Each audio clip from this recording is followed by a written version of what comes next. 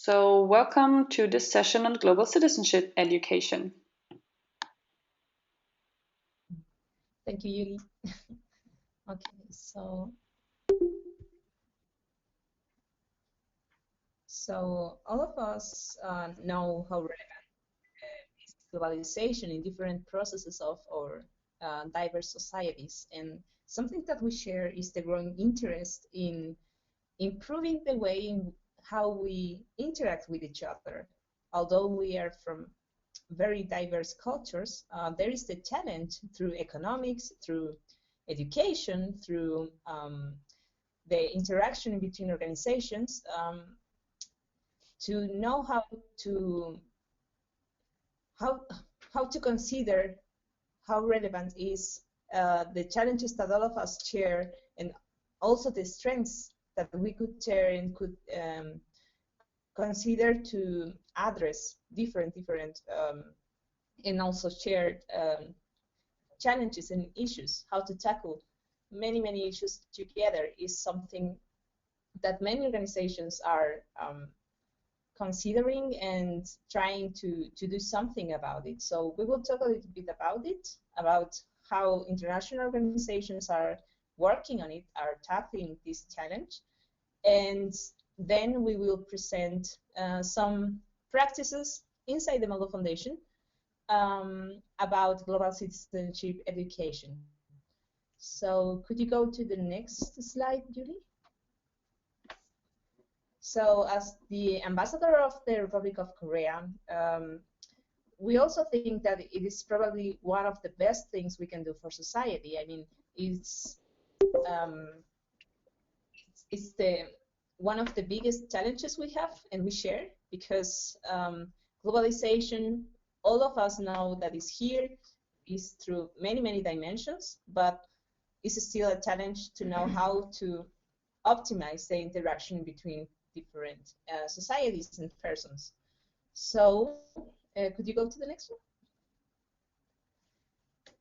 So this increasingly globalized world has raised questions about what constitutes meaningful citizenship, as well as about its global dimensions. So this growing interest in global citizenship has resulted in increased attention to the global dimension in citizenship education as well, and the implications for policy, curricula, teaching and learning. And that is why now global citizenship education, it is a part of the post-UN's 2020 agenda, and it brings, or they hope that bring, a common understanding of the United Nations principal guidelines.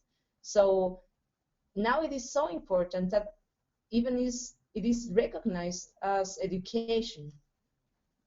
Could you go to the next one? Thank you. And global citizenship education for the United Nations entails three core conceptual dimensions, which are common to various definitions and interpretations of global citizenship education. And these three are the cognitive, the social-emotional, and the behavioral. This applies a lifelong learning perspective, beginning from early childhood and continuing through all levels of education and into adulthood, requiring both formal and informal approaches, curricular and extracurricular interventions, and conventional and unconventional pathways to participation.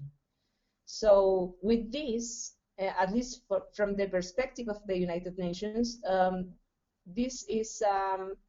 this global citizenship education aims to be transformative, building the knowledge, skills, values, and attitudes that learners need to be able to contribute to a more inclusive, just, and peaceful world, in the words of the United Nations. It is very relevant to say that it is not just this organization which is very encouraged in promoting a way of teaching global citizenship education, but also we have many embassies, many governmental institutions around the world, in Australia, in Qatar, in the United States, in Europe too, who are trying to promote this specific kind of education, very innovative until now, because they know how relevant it is. It is like transversal. It's like it could apply for many different dimensions of the citizens.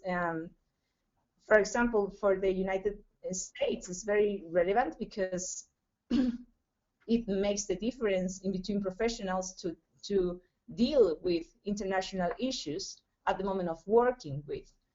And also in the United States, they have NGOs like World Savvy, who really are trying to promote global citizenship education competences in the participants, in the school participants they work with.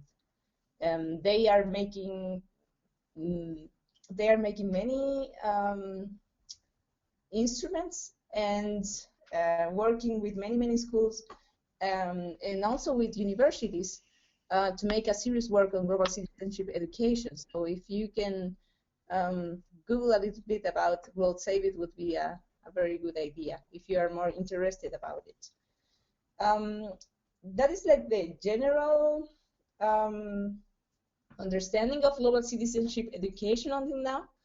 And now we will present some practices of what we are doing as fellows about global citizenship education. So we will start with the Mutual Building project. Okay. Okay.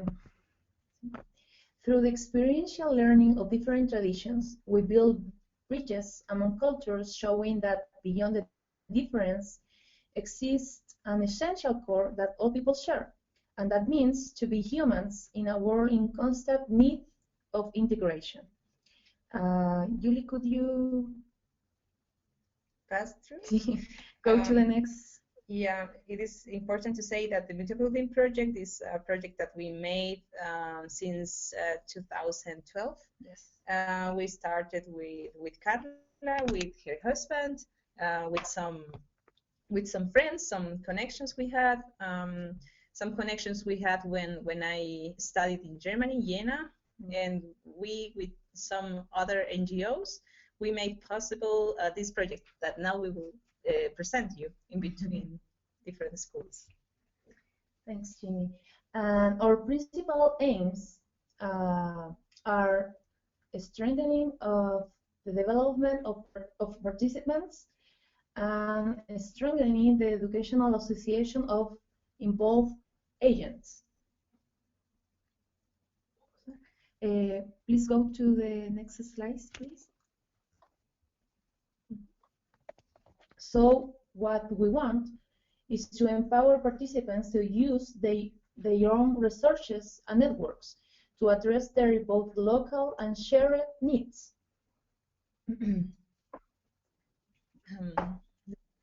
Yes, please.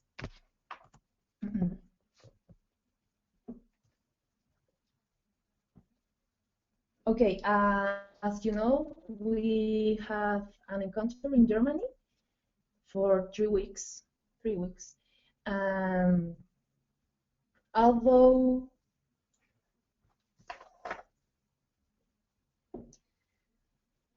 So what the project did was to connect two schools of high vulnerability from the Araucanía region in Chile and one school from Jena in Germany. These schools have very specific characteristics. They are from high-risk population. In the school in Araucanía is located in Maquehue, a rural zone, where more than the 90% of the students are Mapuche and come from the communities around the school. And in Jena, they are also from high-risk population.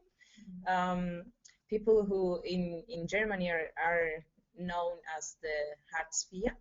I don't know if you could help us a little bit, Julie, to explain how the Hartz IV are. Oh, it would be like social welfare, like people who live from money from the government because they don't have a job or other reasons. Yes, and both groups tend to be very stigmatized in both societies. And also the other school we worked with is a school in the city of Temuco. And they also work with high-risk population, but from the urban area. So we wanted to bring different perspectives from the same issues at the end. So during those 3 weeks, students participated in theater workshops, visit to schools, projects with innovative methodologies on different phases of the same region. And although they come from different realities, all of them share specific needs and strengths too. And we see a potential of it for a mutual development through cooperation and mutual understanding. So in fact, for example, the theater workshop was an experimental theater, and that was the common language in between the three the three cultures, or the three groups. And in fact resulted very, very interesting. They stayed with their families there in Jena, and through all these activities they could start to have a mutual understanding about their realities. They made presentations about their perspectives of the same issues. They could know how in Jena or in Germany these issues were tackled.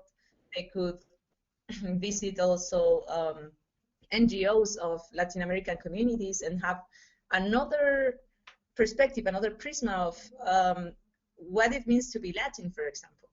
And so we worked through different activities, but with the implicit learning of how different perspectives of the same reality are enriching our way of confronting, of tackling local issues. Could you go to the next one, please? You are in the next one, in the insights, yeah.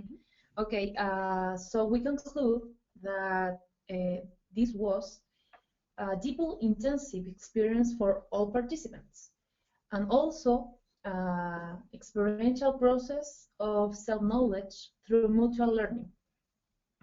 So we made a profound way to promote empowerment, empathy, openness, solidarity, mutual respect, recognition, and in a broader term, global integration.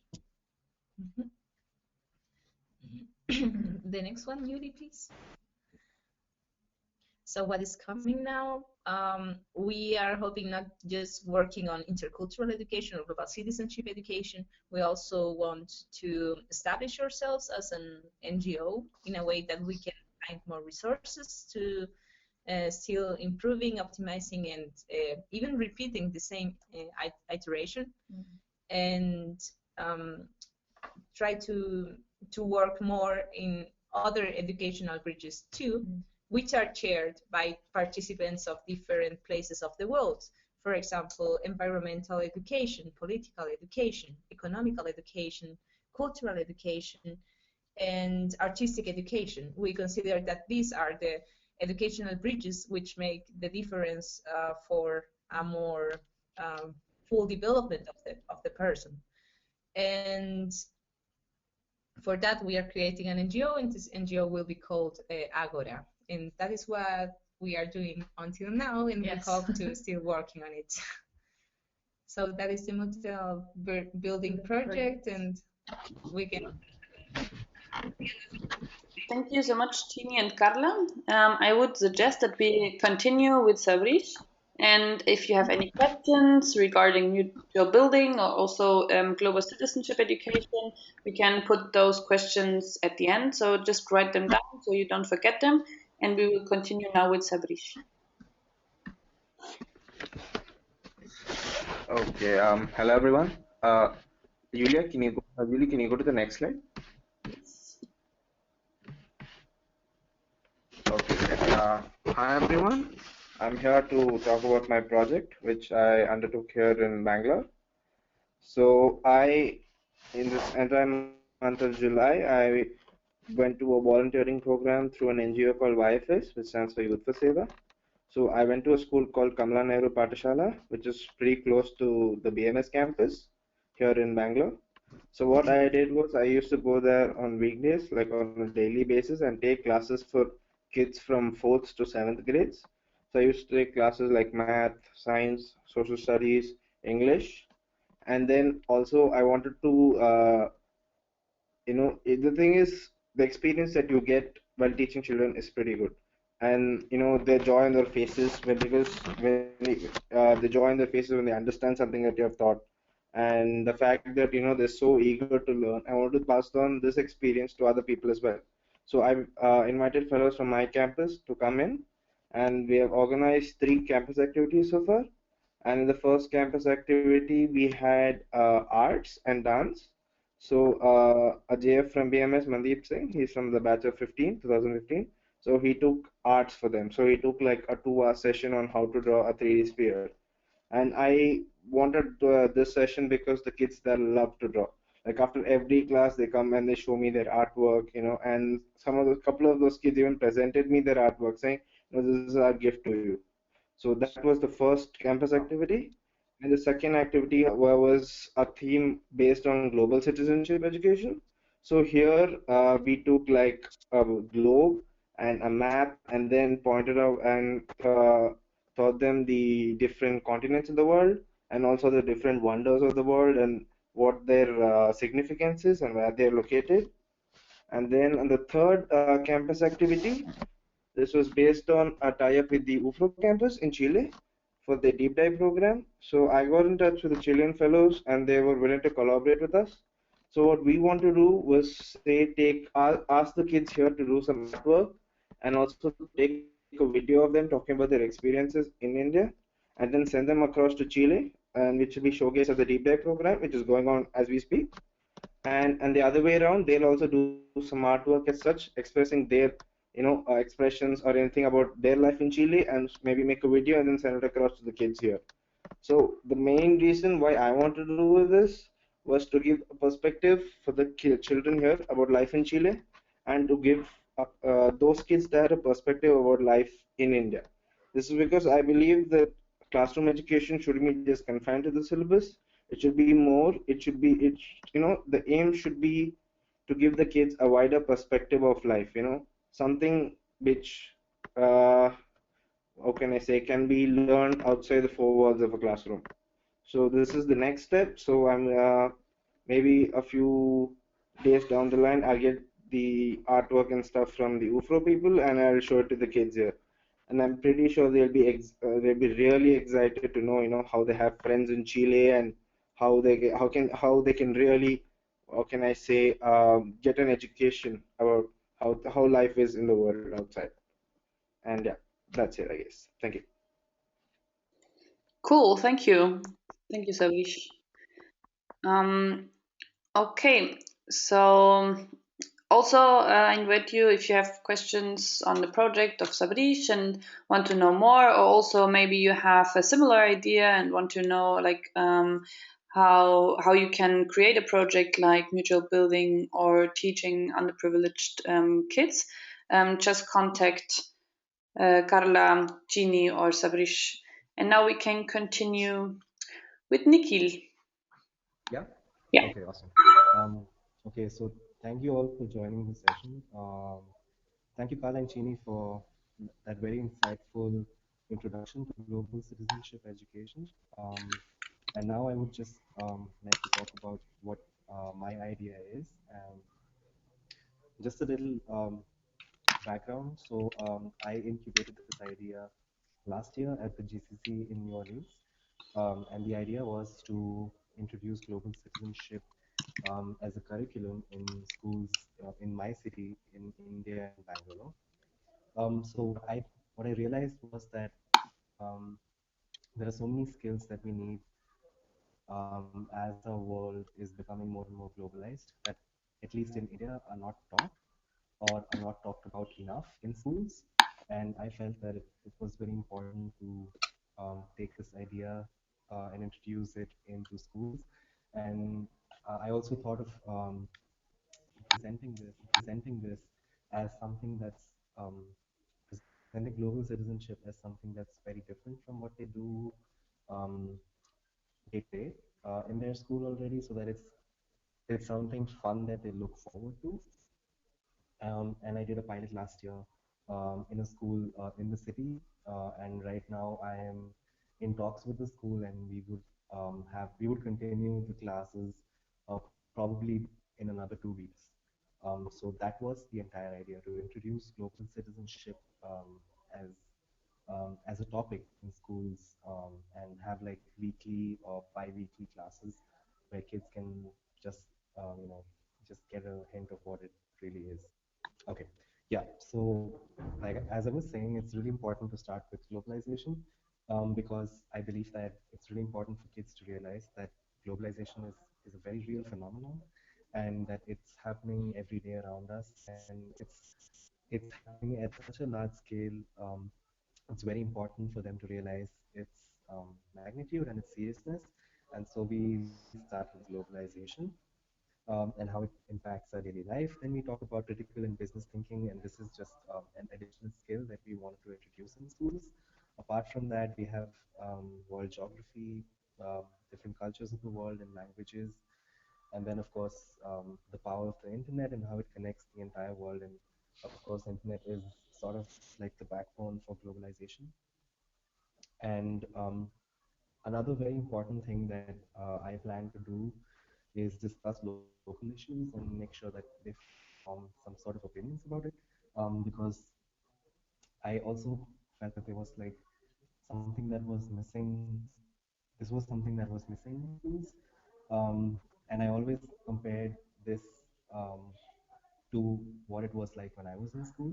And I realized that there were so many issues that I did read in the newspapers, but we never really discussed them in school with our peers. And at this point, I would actually like to add another point, that the target audience for my idea was children who are in their ninth or 10th grade. So that would be around 14 to 15 years. And that's when children are actually beginning to sort of get a feel of the world and starting to form their opinions. And by introducing global ideas, I wanted to make sure that they discuss local issues through the prism of those global ideas. And that's why discussing local issues is a very important part of the project. And this last point is still not done, but hopefully this year we can do it. And we know that in UFRO and also in CU, there are very similar projects that are happening. And so maybe one way of actually experiencing somebody from a different culture, or from a different or someone who speaks a different language, would be actually just writing emails to these children from other schools, or just having a Skype call or something like that. So this is what the plan looks like. Yeah. Um, what are the takeaways from global citizenship education? And this so after we did the class, we also had like a feedback session with the students, and we realized that most of the things that we wanted to be the takeaways were actually truly the takeaways. And this is something that we realized after we had like a feedback from the students. So of course, the most important thing is broaden the thinking of students, look at different problems, different things that are happening across the globe, and think critically about them. So this, of course, makes sure that the students think from a very broad perspective. And of course, like I said, like I mentioned earlier, it's something different from what they usually do. So it's a welcome getaway from their regular subjects. And of course, enhances knowledge about languages, about cultures, and this would definitely help them in the future. We already spoke about globalization, and if they get a job that makes them travel to a new country, maybe they're already accustomed to a new language, or how it feels like to be in a different culture. Um, yeah, and they again increase their knowledge about world history, geography, and a lot of other things that they can relate to their own subjects that are taught in schools. And overall, they become more responsible. So they're not just local citizens, they're global citizens. Yuli, can you change the slide, please? Yeah, so I would like to conclude now, and I would actually just like to tell you the kind of model that I use to sort of propagate global citizenship education. Because, like I said earlier, I usually deal with like teenagers who are 14 to 15 years old, and they are they have a very volatile mind, so they're very restless, and they want to learn things really fast. So I developed like a model that I call the Pride model, in which we speak about 5 values that are extremely important for a global citizen. So the first one is passion, and we stress the importance of being passionate about something, about anything, for you to become a change maker. So that's the first one, your passion. Yeah, thank you.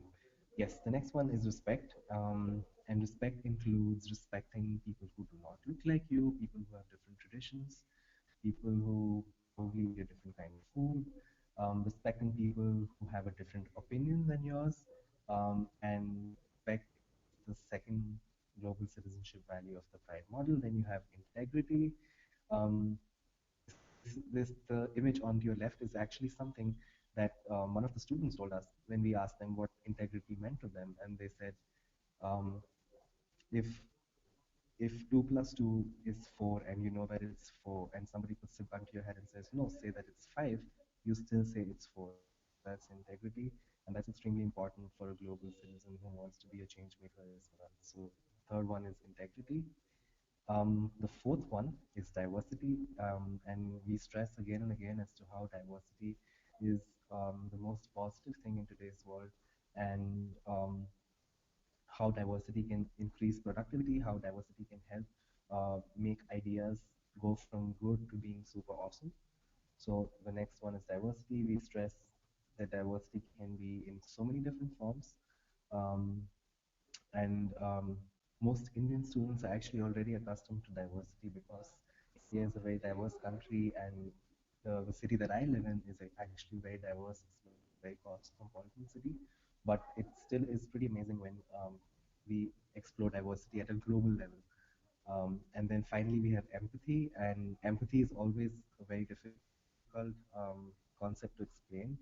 But we believe that even though it's like the last on the Pride model, it's the most important global citizenship value, because that's when a change maker can understand what's wrong with the other person, or what's missing with the other person, and put really to sort of put themselves in their shoes, and help them out. So that's about it.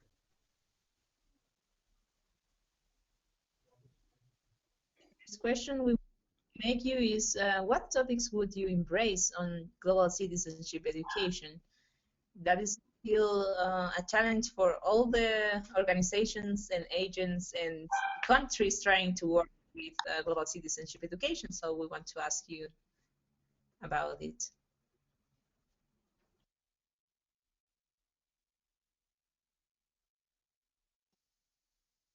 Okay. The next question is, what are the advantages of global citizenship education?